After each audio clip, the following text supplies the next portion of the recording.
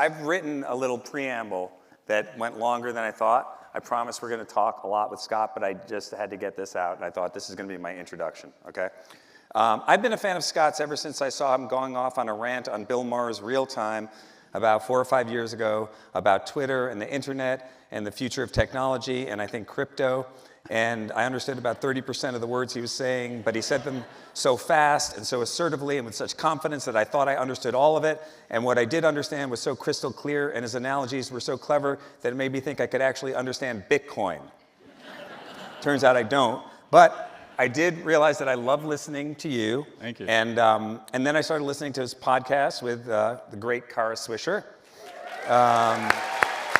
who I also became obsessed with. And their hilarious banter back and forth, like an old married couple, talking about super sophisticated ideas, made me feel like I could be a part of a world I always was intimidated by, tech and finance.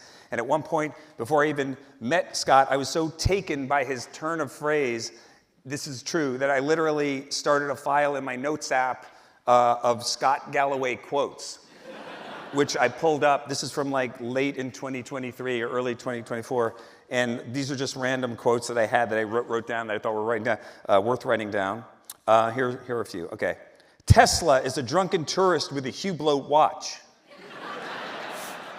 No idea what that means, but I love it. You can't read the label from inside the bottle. Oh my God. You just said mendacious algorithms. And I was like, yes. I don't even know what, I mean, I guess I know what that means. You have to let your inner child develop an outer man. That's great. 3 things I hate most in life are shoelaces, keys, and passwords. Do you remember saying that? I do. Yeah. 8% of elected officials don't understand technology.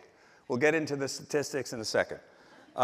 Vertical content, own the hardware, own the rails. That, I had no idea what vertical content was when you said that, but then I heard it, it made me want to get some. I started to look him up on Twitter, on YouTube. I would watch his rants about technology and the internet and being a male person. And I started to hear him talk about mentoring young men.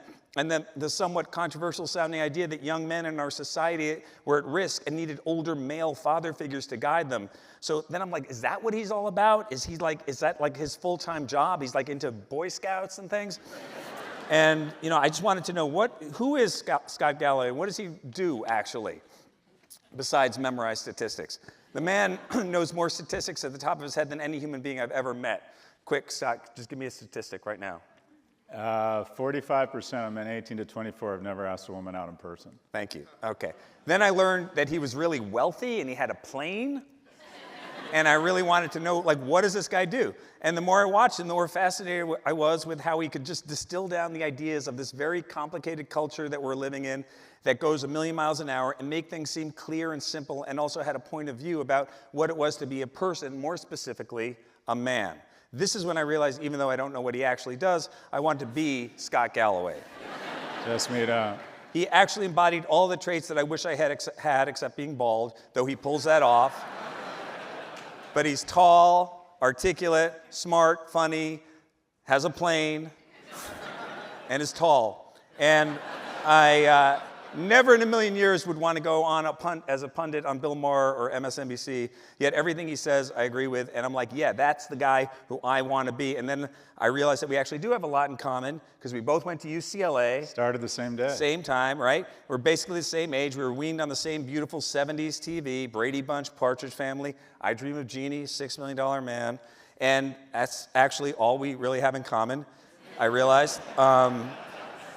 I quit school and went back to New York, and so we never probably crossed paths because I was only there for like 9 months. Well, there's a lesson there. Kids drop out of school. Yeah. I could have probably met you if I rushed the Jewish fraternity, but instead I stayed in my apartment on Hillgard and learned to juggle. And not meet girls. Now, Scott, you've written a book that I think is part autobiographical, part handbook, part manifesto, and completely engrossing. I found it incredibly honest and revealing, and at the end, very emotional. I think you were willing to be vulnerable and real about your feelings of ego, anger, insecurity, and it just makes this book very personal and relatable. And even though it's kind of, in ways, a self-help book, and you include a lot of charts and graphs on economics and employment, it's really written as a no-holds-barred, honest memoir, too.